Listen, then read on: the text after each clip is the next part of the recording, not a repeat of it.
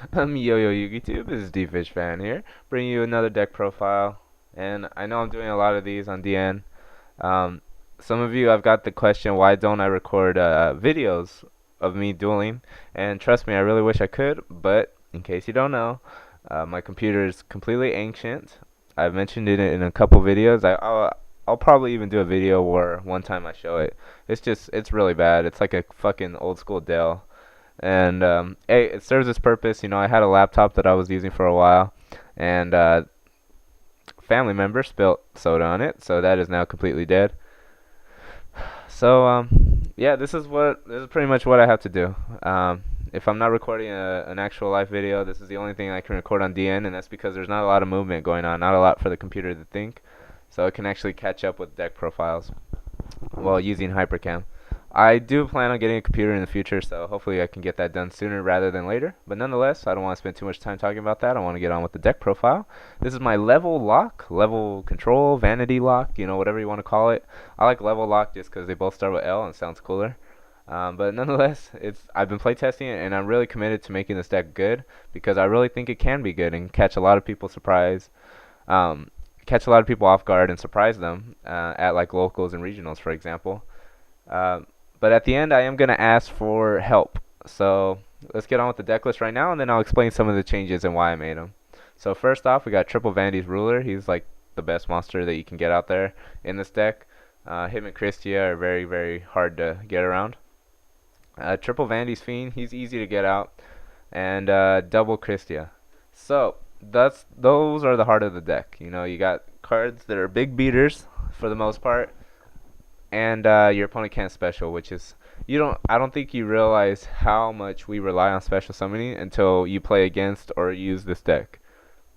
It's pretty amazing where sometimes you drop out the monster first turn and they literally just have to set an end for 4 turns while you beat them down because they cannot special. So yeah, it's been playtesting amazing, so hopefully it keeps up. 2 Thunder Kings and 2 Kaiku, the Ghost Destroyers. Pretty much in a little anti-meta-ish choices there.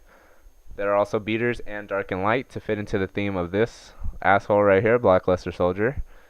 He's broken. I don't know why he came back. I would understand it if Konami actually changed the priority ruling to how it should be, like it is in Japan, because then he's just a 3000 beater that you can bottomless and stuff. But with the effect right now, priority to remove any monster, or if you don't get rid of him by then, he can possibly, run over your beater and then attack for 3000, which is stupid. He's just a dumb card, but since he's legal, I'll play him, whatever. Gores.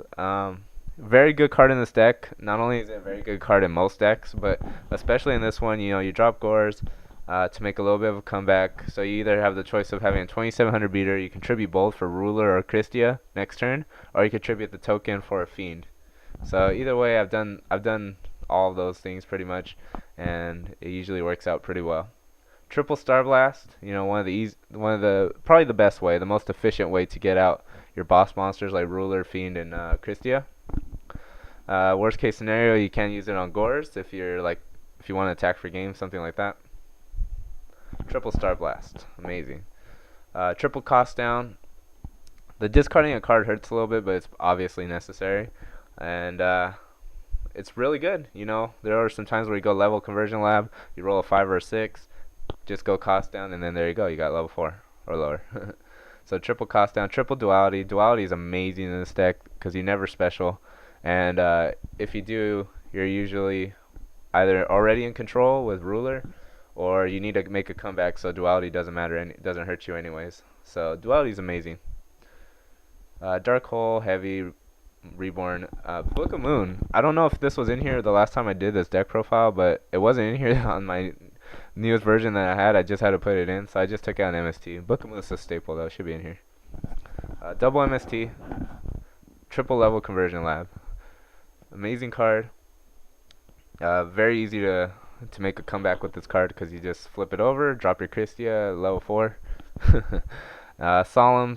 Solemn Judgment's absolutely necessary in this deck because there are a lot of outs.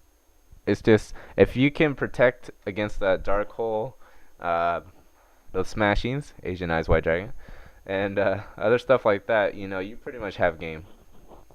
Double Solemn Warning, Turn Show, Mirror Force, and triple Dark Bribe. Dark Bribe is amazing in this deck. I wish I would have thought of it earlier because I would have tried getting him when I had the chance, but uh, I am attempting to get them at the moment, and they've been playtesting very, very well.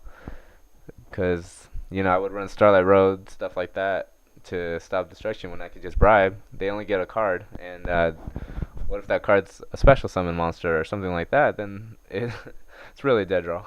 So, definitely a great card in this deck. Triple is very annoying for your opponent as well. So, but don't waste it too early. Save it for that heavy that might +2 that might let your opponent +2 on you, or save it for that dark hole, or save it for that smashing. Don't waste it on a blind MST shit like that, because if they MST your Mirror Force, oh my gosh, so what? Unless you absolutely need it, but I mean, I think you guys understand what I'm saying. All right, so I put a little chaos in here, and the reason being is just because of this guy. He's a win condition by himself. He's pretty amazing, and late game he's even more amazing. I do have a couple comeback cards in here, like Luster, Gores, and Level Conversion Lab. So all those are like late game to help you. If you go first turn and they drop that dark hole, they sack that dark hole without your bribe, then you at least have a chance. You're not like Samurais where you're just fucked.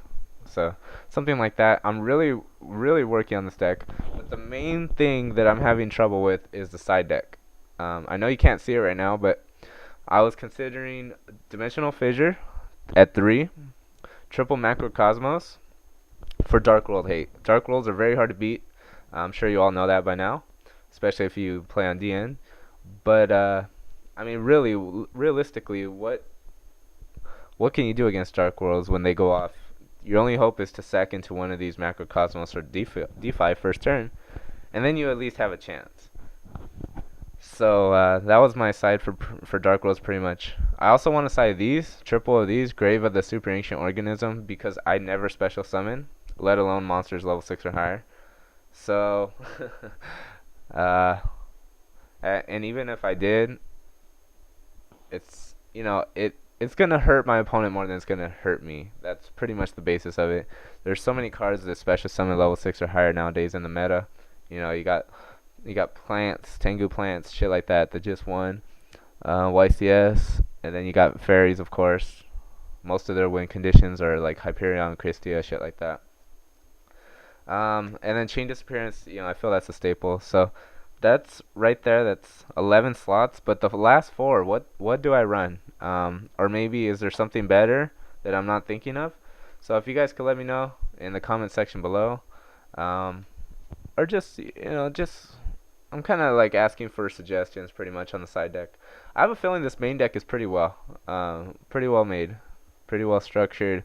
I like the way that it runs so far. The only times I've lost have been the Dark World and Lightsworns, and that mainly, those are 2 sacky decks where really you could lose no matter which deck you use. So I'm not really upset with that. I'm very happy with this deck. I really think it has a lot of potential, and I hope you guys enjoy share my enthusiasm about this deck, and I look forward to running it this weekend. Alright guys, thanks for watching. Remember to rate the video a thumbs up and like the video, because I really appreciate that, as always. And remember to comment down below, help me with my side deck, and yeah, I'll see you guys later.